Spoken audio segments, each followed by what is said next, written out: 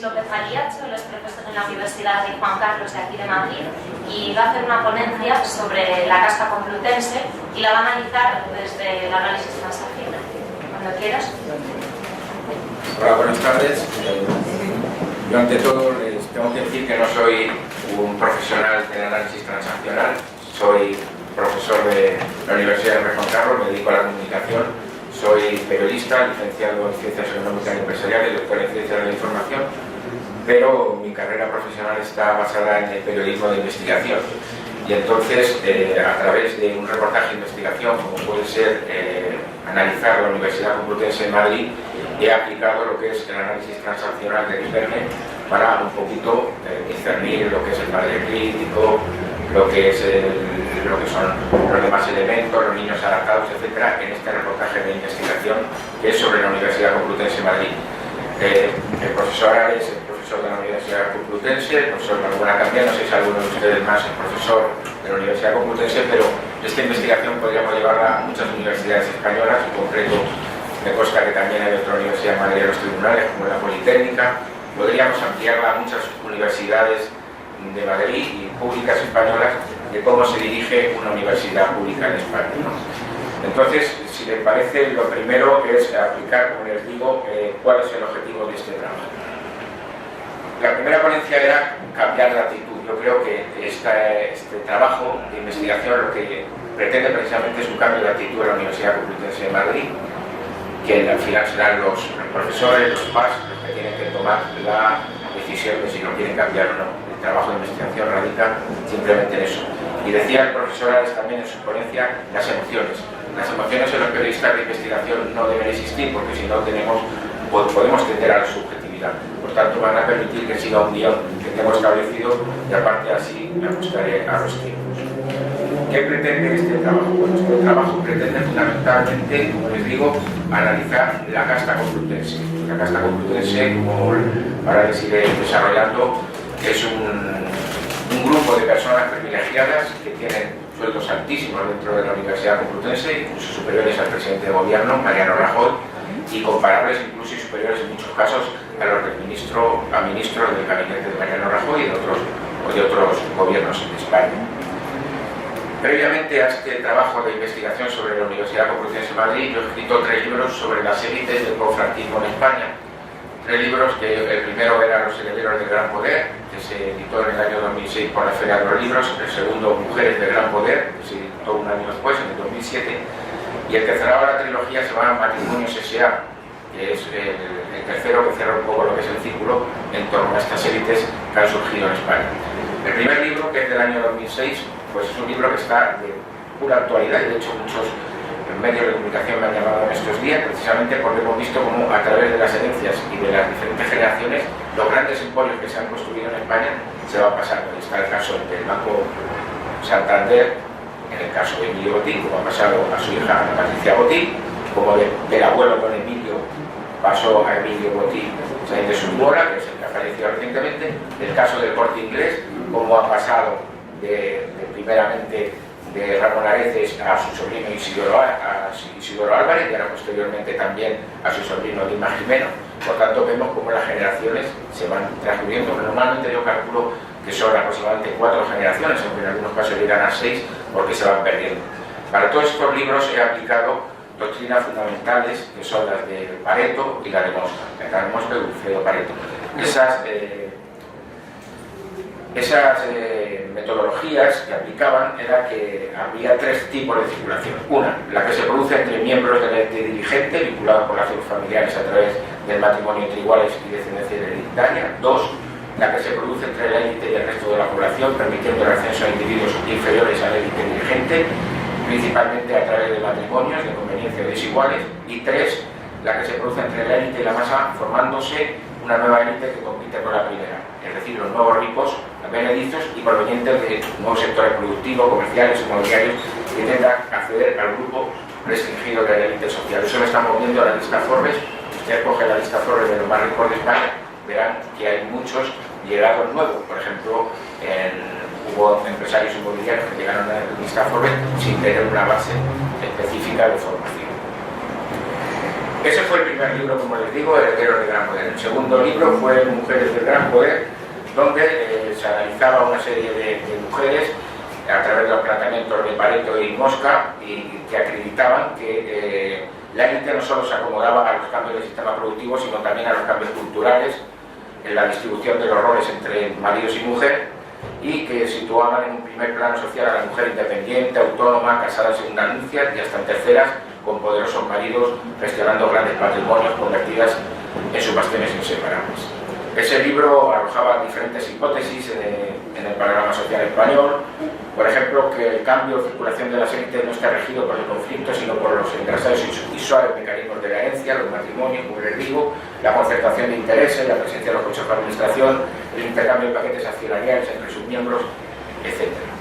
Y en el tercer y último libro, previo a lo que es este reportaje que les digo de investigación de la Casta Complutense, está el libro Matrimonios S.A., que es un libro donde supone una innovación literaria al avalar la teoría de Wilfredo Pareto, según la cual la minoría elitista posee estructuras, cualidades superiores y control de las fuerzas sociales, además de conexiones, matrimonios y parentescos transgeneracionales. Es decir, que se pone en manifiesto la teoría de Mosca, que a diferencia de la de Pareto, creyó compatible la democracia liberal con la estructura elitista de la sociedad.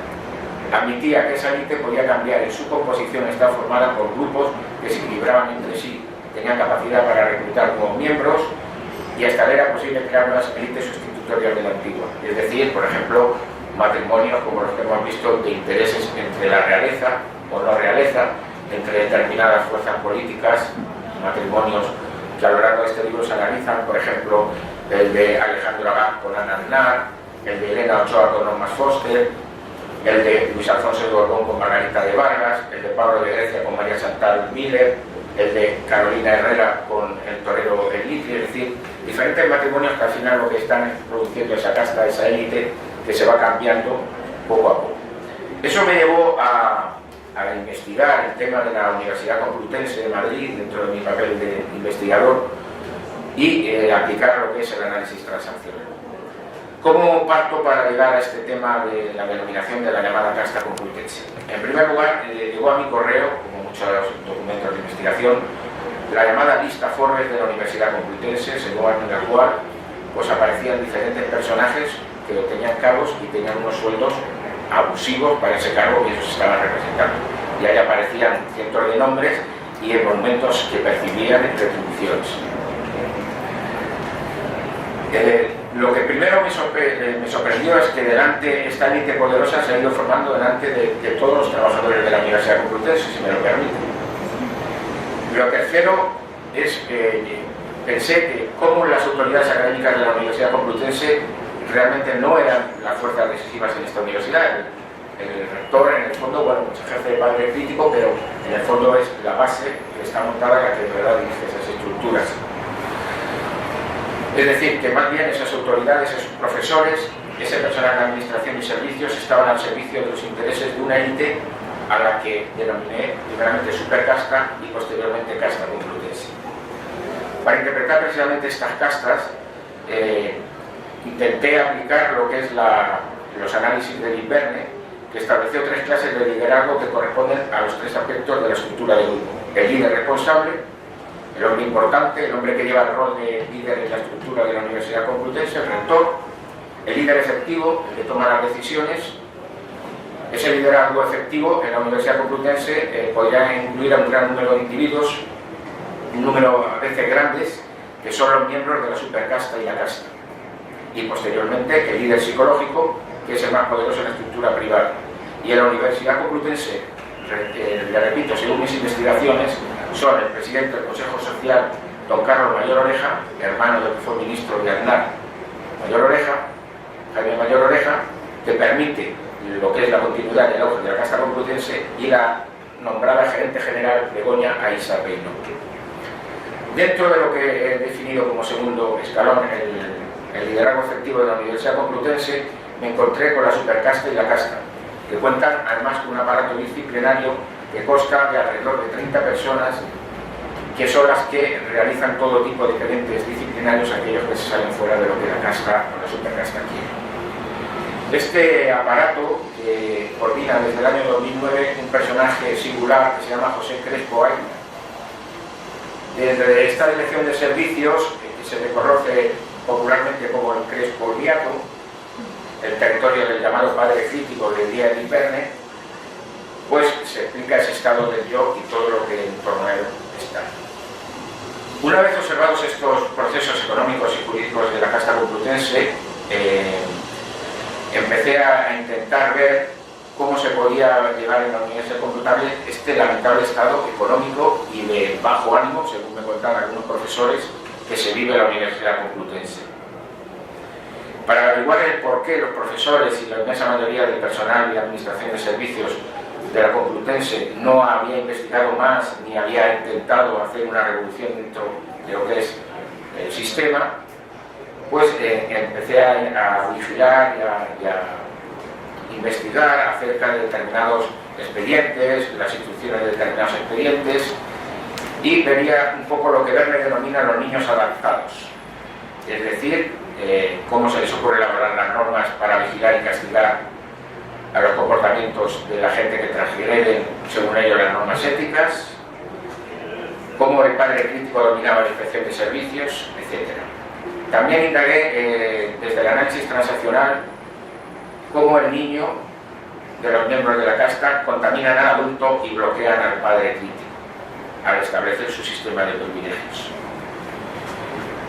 Y por último, para regenerar la Universidad Complutense, creo, y ahí es donde los profesores tienen que actuar, porque creo que hay personas muy capaces en esta universidad, es que en un primer momento, aunque el padre protector no entre en los planes de la casta, los trabajadores, para protegerlos precisamente de esa voracidad de la casta, deben redistribuir los medios para que estos trabajadores actúen como adultos según la terminología del Iperne. Y por supuesto es imprescindible desmontar lo que es el Crespoliato, es decir, la asesoría jurídica del servicio de inspección, y facilitar los expedientes disciplinarios anónimamente para desarticular todo lo que es esta casta y supercasta, como en su día ocurrió, aunque ustedes lo tomen como así una cosa abusiva, como la KGB hizo en su día con los archivos suyos.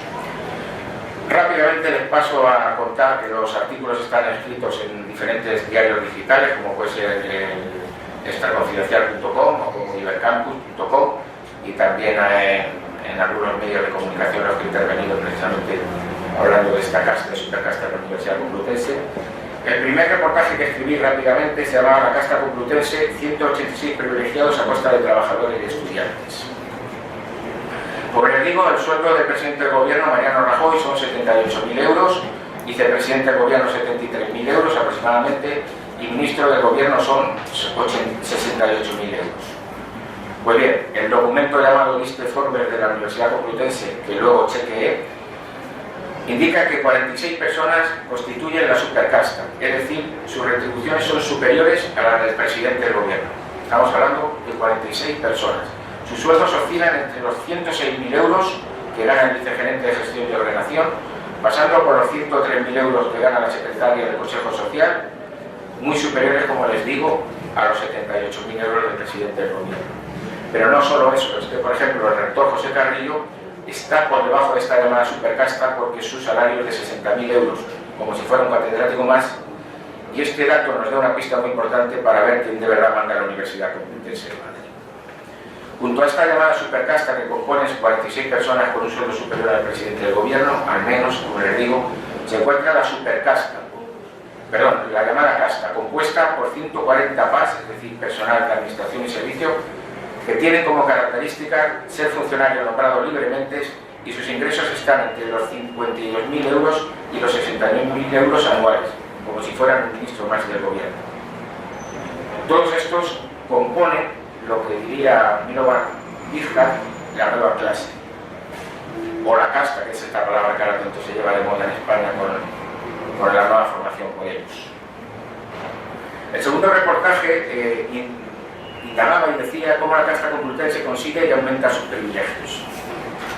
Los privilegios que esta casta complutense realiza y que le permite el rector y el aparato es el complemento específico y el complemento de productividad. Me imagino que algunos de ustedes son funcionarios y sabrán un poco qué son estos dos complementos, el específico y el de productividad. Y aquí precisamente donde los miembros de la casta complutense hinchan su sueldo y logran que algunos altos cargos burocráticos asignen retribuciones superiores a la, como les digo, a la del presidente Rajoy por los mismos ministros. Estos privilegios de la casta están también los llamados títulos propios, es decir, una fuente paralela de ingresos que ya existía desde hace muchos años en la Universidad Complutense de Madrid, desde los tiempos del rector Carlos Rezosa, pero que el actual gerente, Begoña Peinó, pues decidió desviar hace unos años el 50% del remanente de los títulos propios para asegurar los privilegios de la supercasta y de la casta. Según el análisis transaccional, lo que hace la casta es que el niño natural de quienes idearon el sistema contaminaron al adulto y excluyeron al padre. Es decir, fueron creativos para dar por los artilugios legales, pero apartando las consideraciones morales, es decir, las normas que rigen la conducta de los grupos y de las organizaciones.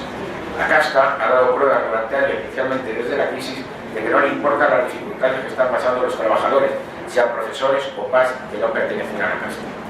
Todo este sistema, me preguntarán ustedes cómo es posible que exista en la Universidad Complutense, aunque les vuelvo a decir que también existe en otras universidades públicas españolas.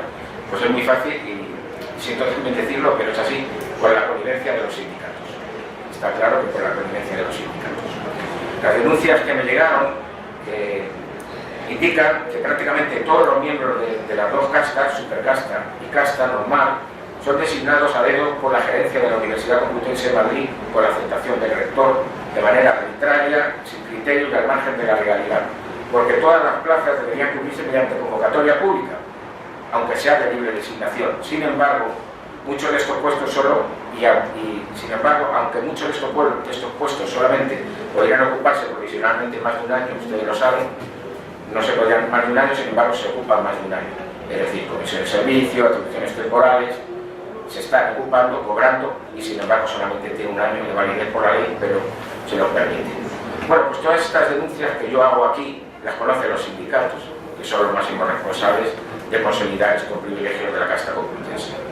Ellos son los que negocian con el Consejo Social, ellos son los que aprueban la relación de puestos de trabajo, y esta actitud permisiva precisamente de los sindicatos mayoritarios es la mejor tarjeta para que se mantengan estos privilegios de las castas, ya que ellos forman parte precisamente de la medular de este sistema de privilegios.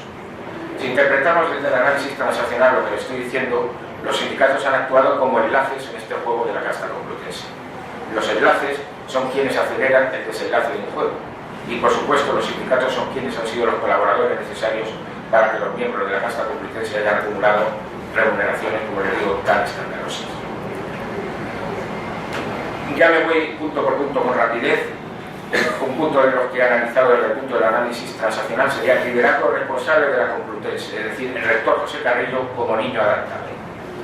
Todas las denuncias que he recibido indican que el rector, don José Carrillo, emplea cuando quiere métodos para confundir lo que es la libre designación y el personal eventual. Es decir, para la libre designación deberían regir los principios constitucionales de igualdad, mérito y capacidad de la selección de funcionarios.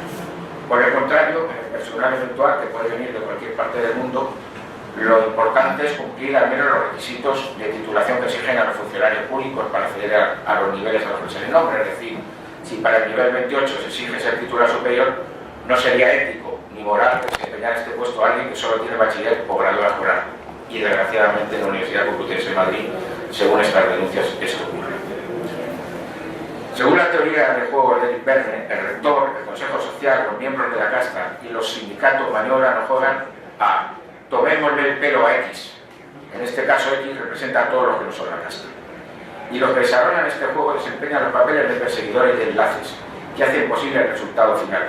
Las ganancias son para la casta complutense y los que no forman parte de la casta son las víctimas. Otro de los puntos que también he analizado es la variopinta casta de los privilegiados de la Universidad Complutense de Madrid, el llamado cementerio de los elefantes privilegiados. Miren ustedes, cuando determinados miembros de la casta complutense que desempeñan responsabilidades de alto nivel son cesados porque hay cambios de rectores, ahora dentro de meses tendremos nuevas elecciones en la Universidad Complutense de Madrid y hay nuevos aires políticos, con el cambio de rector, pues este lo que hace es enviarlos al llamado cementerio de elefantes.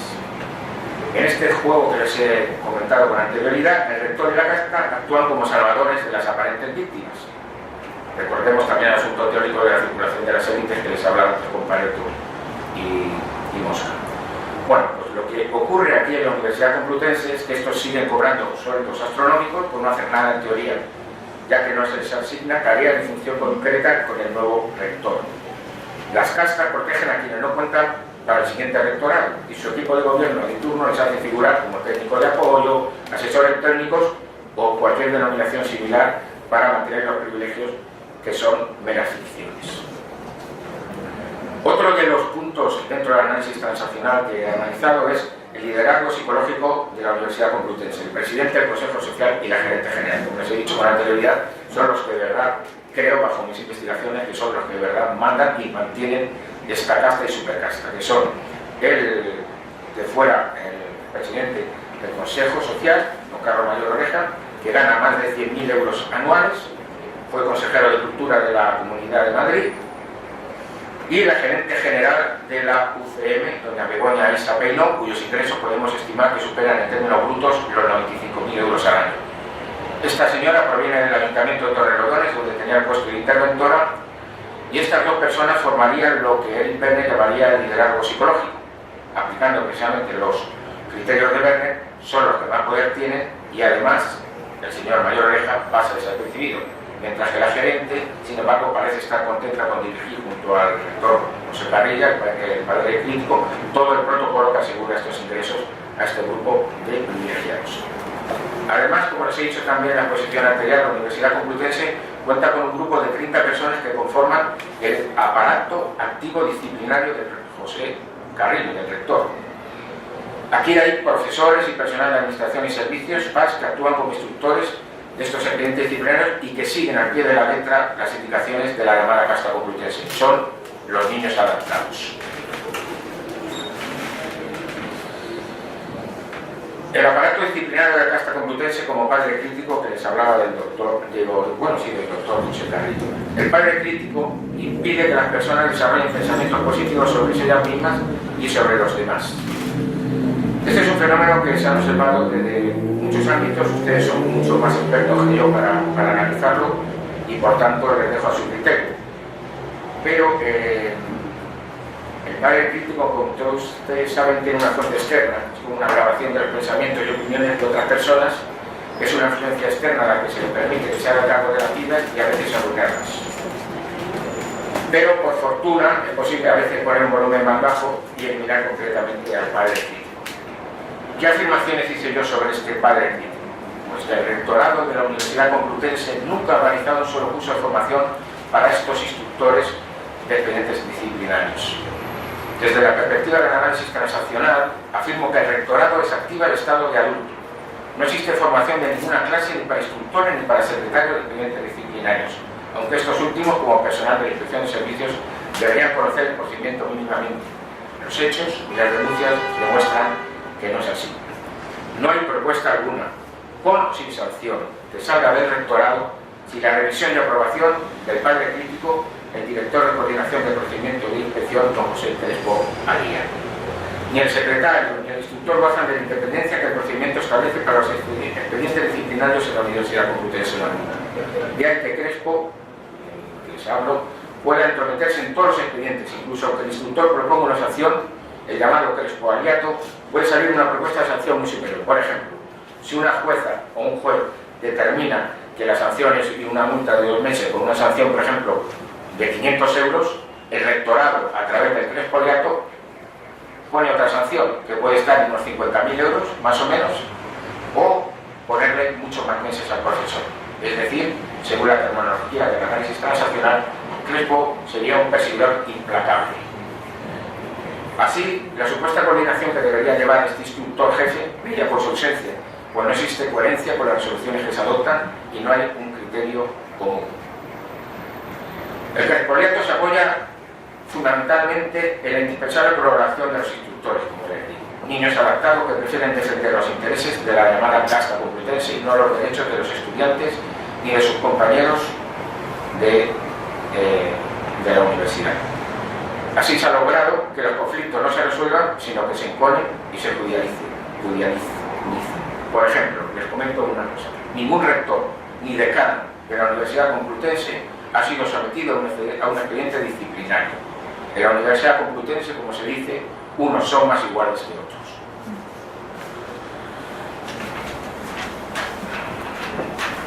Bueno, les voy con rapidez. Otra de las cuestiones que también he analizado es, por ejemplo, cómo el padre crítico pierde juicio tras juicio. Por ejemplo, en la Universidad Complutense, las decisiones de la que era la jefa de inspección y actual secretaria general, doña Araceli Manjón, muestran lo que Werner denominaba el pensamiento de coartada.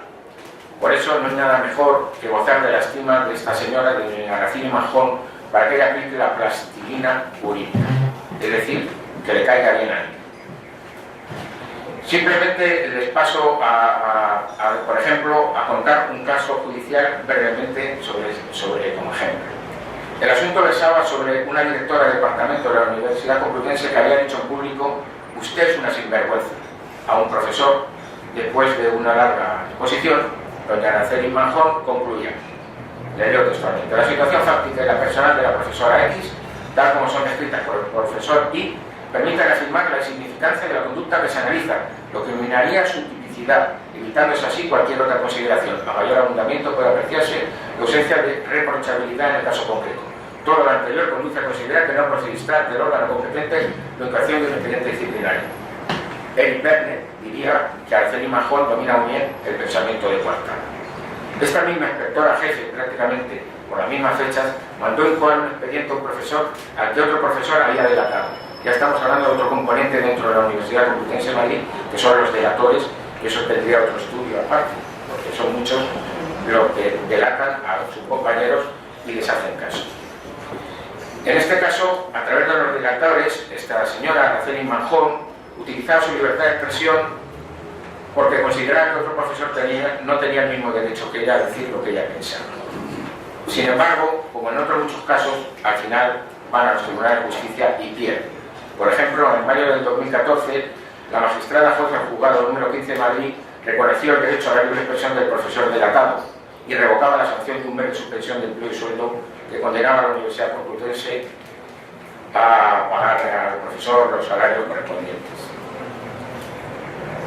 Otro de los casos que también analizo rápidamente es el caso de los instructores del expediente como niños adaptados y enlaces en los juegos de poder del padre crítico.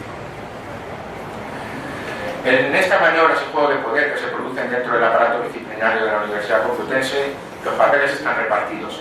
El perseguidor es el llamado jefe, don José Crespo Alía, coordinador del expediente, y necesita de enlaces. Esos enlaces son los profesores y personal de la Administración y Servicios PAS que se prestan a ser niños adaptados y seguir las instrucciones de Crespo.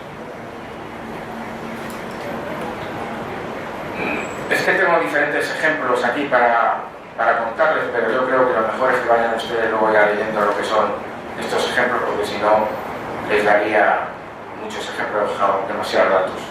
Pero bueno, rápidamente, sintetizando, la instructora se comportó como un niño adaptado respecto al rectorado y cumplió su rol de perseguidor del profesor, que es lo que viene siendo normalmente en la unidad de las universidades.